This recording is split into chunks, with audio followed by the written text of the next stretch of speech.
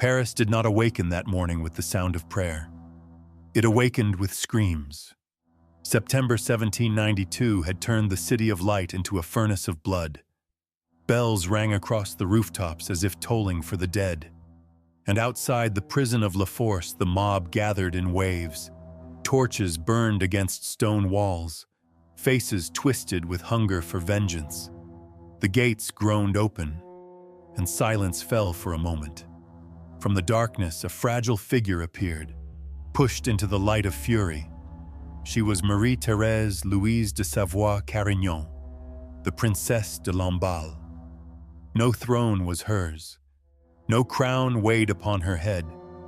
Her crime was not treason plotted in shadows or wealth stolen from the starving. Her crime was loyalty. Loyalty to a queen already condemned in the eyes of Paris.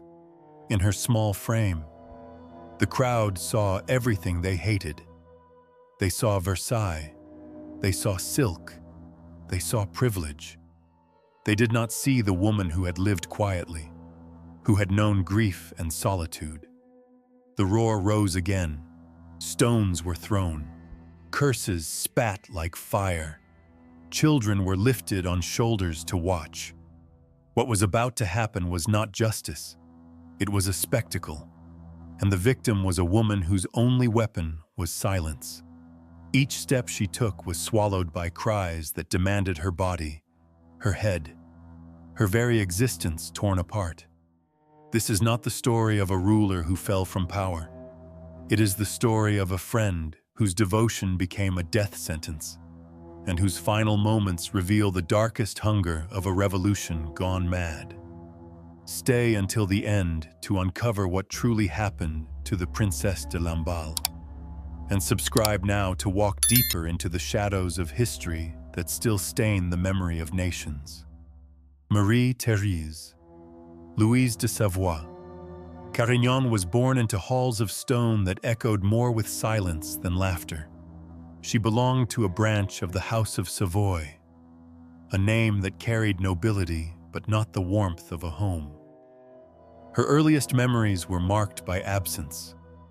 Her mother's tenderness was gone too soon. Her father consumed by duties that kept him distant. The child wandered through the corridors of Turin with eyes that searched for affection and found only the cold glow of chandeliers. In this emptiness, her heart learned to crave not grandeur, but closeness, not riches, but understanding. At 17, she was married to Louis Alexandre de Bourbon, heir to the Prince of Lamballe. The wedding promised splendor, the kind of union whispered about in courts where alliances mattered more than souls. Yet behind the veils of celebration lay sorrow. Her husband was reckless, a man who sought pleasure and distraction until life itself abandoned him. Within a few short years, he was gone, leaving her in mourning at an age when others were still discovering joy. She stood as a widow while still so young, her future shadowed not by scandal or disgrace, but by the heavy solitude of a life cut in half. In the years that followed, she chose silence over ambition. She withdrew from the temptations of court, living quietly as if the world's noise could no longer touch her. Her beauty was gentle rather than dazzling, her demeanor soft rather than commanding. People saw in her not a schemer, but a woman who carried grief with dignity. This solitude might have defined the rest of her days, if not for the arrival of a young Austrian archduchess who would become Queen of France. When Marie Antoinette stepped into Versailles, she brought with her the restless spirit of youth.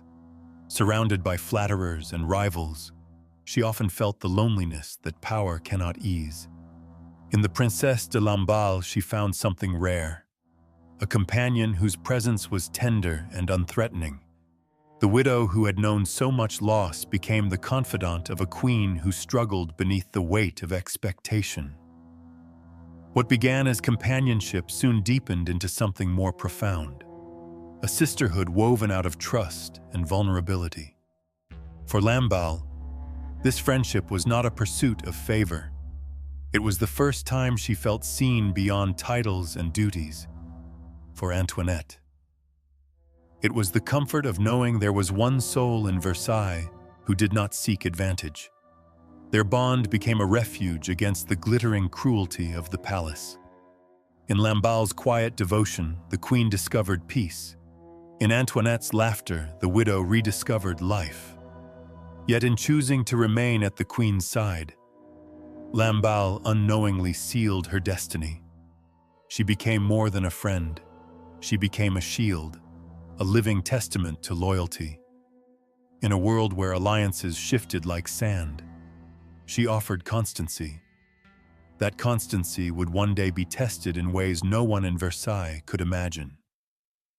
When Marie Antoinette ascended to the throne, she desired not only gowns and music, but also a companion she could trust above all others. Her choice fell on the Princesse de Lamballe, and with that choice came a transformation.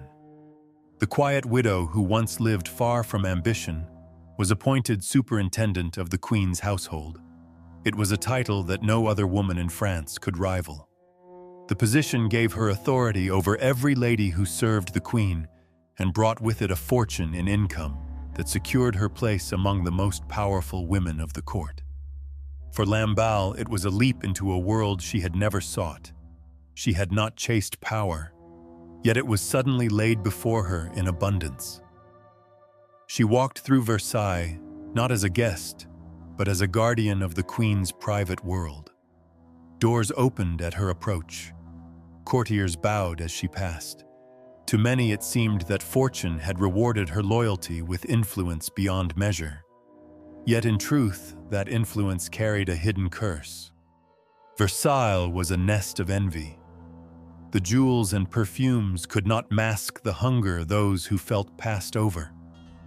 Whispers spread quickly that the princess was the queen's chosen confidant, that she controlled access to the royal chambers, that she whispered advice which guided Antoinette's choices. None of it was true, for Lamballe had no thirst for intrigue. But perception in a palace could be more lethal than fact. In private moments, she remained the same gentle soul. The queen once told her in a tired whisper, "You give me peace when the whole world demands pieces of me." Lamballe answered with quiet devotion, "I would rather stand between you and the world than see you break." The words bound them like a vow, but vows in Versailles could become shackles. The higher she rose, the more exposed she became. Pamphlets printed in Paris began to paint her as the face of corruption, the shadow behind the throne. For the people, she became another mask of aristocracy, an image to hate without ever knowing the truth. And so the very title that had lifted her from obscurity became the mark that set her apart for destruction. To walk beside the queen was to walk in sunlight, but the same light cast shadows long enough to touch the gates of hell. The Princesse de Lamballe had reached a peak of honor that should have secured her place in history. Instead, it placed her directly on the path where loyalty and power would be punished with blood. The revolution did not spring from nothing. It was born in fields where harvests failed, in villages where children starved, and in cities where bread cost more than a day's labor. For years, the state drowned in debt from wars fought across oceans, while nobles lived in luxury untouched by hunger. Philosophers filled pages with visions of liberty and equality, and their words promised justice. Yet in the streets, those promises soon twisted into rage. By 1789, the old world trembled. The Bastille fell, and with its stones the people believed they had shattered tyranny. But in truth, they had unleashed something far darker. Justice quickly turned to vengeance. What began as a demand for reform became an appetite for blood. Crowds gathered not for debate but for spectacle. Heads severed by guillotine drew cheers as if they were performances. Children were lifted to watch. Women laughed as bodies were paraded through streets. Humanity itself seemed to wither under the heat of violence. It was in this storm that the Princesse de Lamballe found herself marked. Her appointment had once given her dignity and income. Yet now it branded her as part of the world the mob despised. Courtiers who once greeted her with respect began to turn away. Whispers in corridors died into silence when she approached. She was not guilty of corruption. Yet in the eyes of Paris, she embodied it. Contemporary witnesses noticed the cruelty of these distortions. Madame Campan, who served in the royal household, later wrote that Lamballe was pure and kind. Yet public pamphlets painted her as corrupt and treacherous. Revolutionary journalists knew the truth did not matter.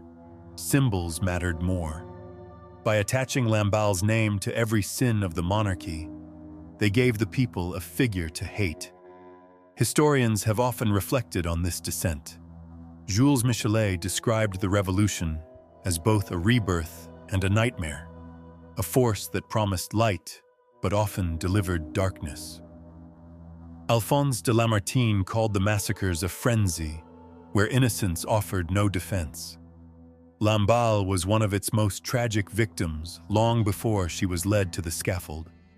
She had no weapons, no influence, only loyalty, yet loyalty itself became a crime. Still, she did not leave the queen. Her devotion held her fast while the world around her collapsed. The France that had once celebrated ideals of justice and brotherhood had revealed its other face, a face of cruelty that demanded sacrifice.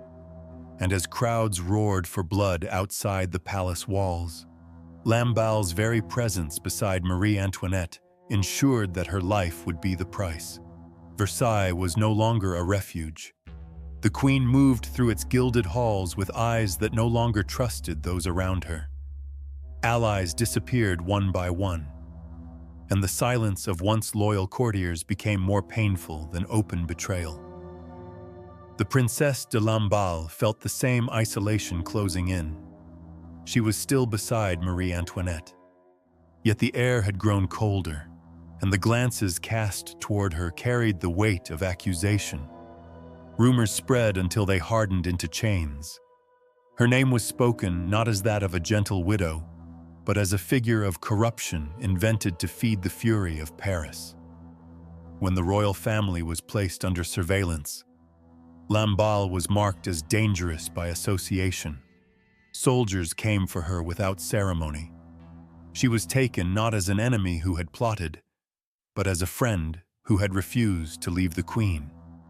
The journey to La Force was filled with shouts from the crowd, faces twisted with anger, voices hurled curses, and stones clattered against the road. She did not answer them. Witnesses later recalled the calm with which she carried herself. Her head bowed not in shame but in quiet dignity. Once inside the prison gates, she stepped into a world of shadow and despair. The walls of La Force pressed close, heavy with the stench of unwashed bodies and damp stone. Chains rattled in the distance. Cries of suffering echoed through the corridors. Lamballe was given little food and less comfort. Yet she accepted her fate with a composure that astonished even her fellow captives.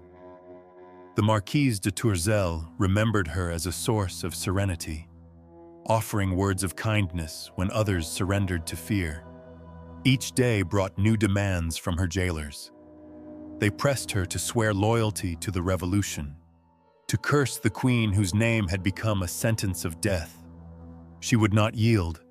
Her refusal was spoken in few words but with unwavering calm. It was not defiance in anger but devotion in purity. And that purity was taken as greater guilt than any conspiracy. Her health began to fail. She grew thin and pale. Fever touched her skin, and her nights were broken by the roar of voices outside the prison walls.